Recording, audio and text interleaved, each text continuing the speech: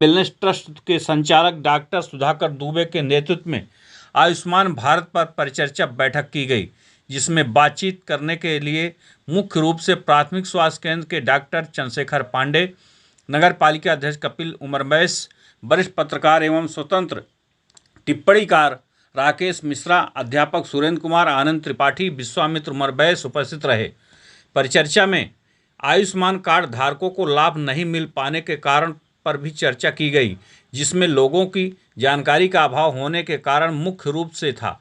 नगर पालिका परिषद मुगरा बादशाहपुर के अध्यक्ष कपिल उमरवैस ने कहा कि आयुष्मान भारत सरकार की एक बेहतर व्यवस्था है, किंतु भारत की इतनी बड़ी आबादी होने और कुछ कमियों के कारण कुछ लोगों को लाभ नहीं मिल पा रहा है, किंतु सरकार की तरफ से लगातार प्रयास हो रहा है कि योजना का लाभ सभी तक पहुंचे। इसी क्रम में आनंद त्रिपाठी ने कहा कि कुछ वर्ष पहले केवल मरीजों के लिए 1 रुपये की पर्ची थी, किंतु वह संपूर्ण इलाज का समाधान नहीं था।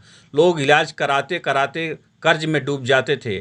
आयुष्मान भारत योजना से लोगों को गंभीर बीमारी में भी प्रखर इलाज आसानी से हो रहा है। उपस्थित प्रखर विश्लेषक सुरेंद्र पांडे ने कहा कि जब तक लोगों में जागरूकता नहीं लाई जाएगी, तब तक संपूर्ण रूप से आयुष्मान भारत योजना का लाभ नहीं मिल सकता। जिस प्रकार से सरकार गांव-गांव में लोगों को आयुष्मान कार्ड उपलब्ध करा रही है, उसी प्रकार से घर घर जाकर आंगनबाड़ी या आशा द्वारा आयुष्मान भारत योजना के प्रति जागरूक भी करना चाहिए। संबंधित विषय पर चर्चा करते हुए विश्वामित्र उमरवैस ने कहा कि इस योजना से लोगों की जिंदगी धीरे धीरे बदल रही है, क्योंकि किसी बड़ी अव्यवस्था में बदलाव एक दिन में नहीं होता। योजना बनाना, फिर धरातल पर उतरकर धीरे धीरे मरीजों का इलाज करना एक लंबी प्रक्रिया है, किंतु सरकार को इसमें और तेजी लाने की आवश्यकता है। हालांकि सरकार द्वारा एक बड़ा फंड निर्गत होता है, किंतु जानकारी के अभाव में जो उसके सही हकदार हैं उन्हें इसका लाभ नहीं मिल पाता। इसलिए आयुष्मान भारत योजना को लेकर लोगों में जागरूकता लाना जरूरी है। भारतीय सहारा के लिए मुगरा बादशाहपुर से ब्यूरो चीफ वीरेंद्र कुमार की खास रिपोर्ट। नमस्कार, मैं वीरेंद्र कुमार और आप देख रहे हैं भारतीय सहारा समाचार जन बुलंद आवाज।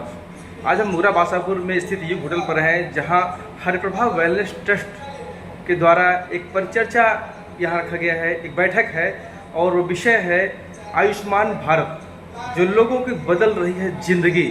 अब जिंदगी में कितना परिवर्तन है, कितना जिंदगी बदल रही है, कितना लोग उस व्यवस्था का लाभ ले पा रहे हैं, कितने लोग छूट जा रहे हैं, किस कारण छूट जा रहे हैं, जानकारी का अभाव है। तो ये विषय है और आज परिचर्चा हो रही है। आइए हम सीधा आपको दिखाते हैं कि परिचर्चा में क्या चर्चा हो रही है। आइए हम आपको सीधा दिखा पा रहे हैं, जैसे कि आप देख पा रहे हैं। अब मैं एंट्री कर रहा हूँ जहाँ परिचर्चा ये हो रही है। इस तरीके से ये योजना चल रही है, लोगों को जो है फायदा तो मिल रहा है, बट उसके साथ साथ कुछ कुछ चैलेंजेस हैं। समय के साथ साथ वो चैलेंजेस भी दूर हो जाएंगे और निश्चित रूप से जो है भारत में ये जो गरीब और कमजोर लोगों के स्वास्थ्य को ध्यान में रखते हुए जो योजना बनाई गई है, उस योजना का ज़्यादा से ज़्यादा लोगों को लाभ होगा। वास्तव में मतलब इस योजना की जो शुरुआत है वो तो काफ़ी समय पहले से अंत्योदय योजना और कई योजनाओं की ऑलरेडी चल रही थी, जिसको इन्होंने एक तरीके से कंबाइंड करके इन्होंने बनाने का प्रयास किया है। अब जो WHO है, WHO के साथ में वर्ल्ड बैंक जो अपनी GDP अगर दिखा रहा था, उसने बताया कि भारत जो है अपने GDP का लगभग 1.2% ही स्वास्थ्य के लिए वो खर्च कर रहा है।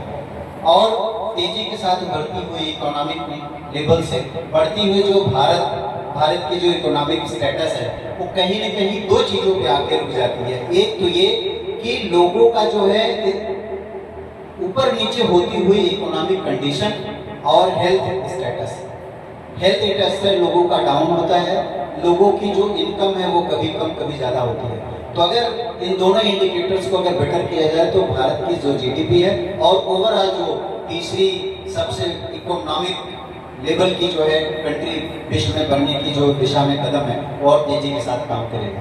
तो हमारे बीच में इस चीज के साथ में जो है वो आनंद भैया हैं। मैं चूँकि वो समाज से और लागत नीचे बॉटम ऑफ द पिरामिड लोगों से जुड़े रहते हैं, तो उनसे उनकी एक राय लेना चाहूँगा कि क्या जो है यह जो सेवा चल रही है वो निम्न वर्गीय और बाकी हाशिए पर रहने वाले वर्गों पर इसका कुछ प्रभाव पड़ रहा है कि नहीं पड़ रहा है। क्योंकि वास्तव में जब स्वास्थ्य गड़बड़ होता है और वो गरीब घर से बिलोंग करते हैं, तो कहीं न कहीं वो फिर पैसा उधार लेकर के जो है इलाज कराते चले आए हैं। अभी भी वो चीज़ देखने को मिलती है। तो ये जो योजना है कि वास्तव में उस पर कुछ रोक लग पाई है कि नहीं लग पाई है? बहुत बहुत धन्यवाद डॉक्टर साहब, आपने बहुत ही गूढ़ और ज्वलंत विषय पर चर्चा कराई है। इस बात के लिए आपको बहुत बहुत धन्यवाद। आयुष्मान भारत, ये आयुष्मान भव का एक स्वरूप है। भारतीय जनता के लिए भारत सरकार का यह आयुष्मान भव है, आयुष्मान भारत। खासतौर से आपने कहा जो निर्बल आय वर्ग के लोग हैं, उनके लिए तो यह वरदान स्वरूप है। वरदान स्वरूप क्यों है? क्योंकि स्वास्थ्य के संबंध में दो प्रकार की जरूरतें पड़ती हैं। पहली जरूरत पड़ती है ओपीडी की, जैसा कि अभी हमारे डॉक्टर साहब ने बताया कि ओपीडी की व्यवस्था 1 रुपए के पर्चे पर या पूर्व में कभी निःशुल्क भी हुआ करती थी, आजादी के बाद से ही उपलब्ध है। भारत सरकार का ध्यान इस विषय पर गया था कि यदि हमारी गरीब जनता बीमार हो जाएगी तो उसका इलाज उसके खुद के द्वारा किया जाना संभव नहीं होगा। इसीलिए 1 रुपए के पर्चे पर या निःशुल्क पर्चे पर ओपीडी की व्यवस्था बनाई गई। किंतु यह व्यवस्था पिछले 60-70 वर्षों से चल रही थी। इसमें अस्पताल में भर्ती होने के बाद आने वाले जो खर्च हैं या ऐसी बीमारियां जो अस्पताल में भर्ती हो जाने के बाद सर्जरी के द्वारा या किन्हीं अन्य चिकित्सा की आधुनिक तकनीकों के द्वारा संपादित की जाती हैं, उन्हें करा पाना किसी निर्बल आय वर्ग के लिए आयुष्मान कार्ड के पहले संभव नहीं था। वो या तो अस्पताल नहीं जाया करता था और या तो अस्पताल जाता था तो ऋण के जाल में फंस जाता था, साहूकारों से धन लेता था और सूदखोरों से धन लेता था, धन लेकर अपना इलाज कराता था और गरीबी के दुष्चक्र में और बुरी तरह फंस जाया करता था। किंतु यह आयुष्मान कार्ड उसके लिए आशा की किरण है।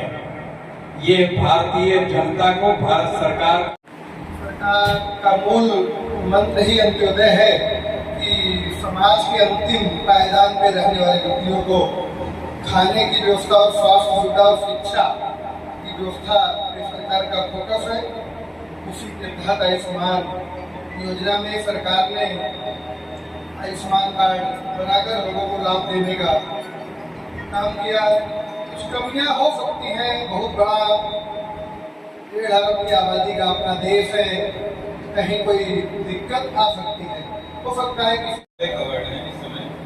और प्राइवेट चिकित्सालयों में जो प्राइवेट चिकित्सालय हैं उसमें से जो लोग अप्लाई करते हैं, सरकार उसमें कुछ शर्तों के साथ उन्हें यह अधिकार देती है जहाँ उस बीमा योजना के तहत वो मरीजों का इलाज कर सकें। इसमें इंडोर की सारी सुविधाएं सरकार की तरफ से दे दी जाती हैं।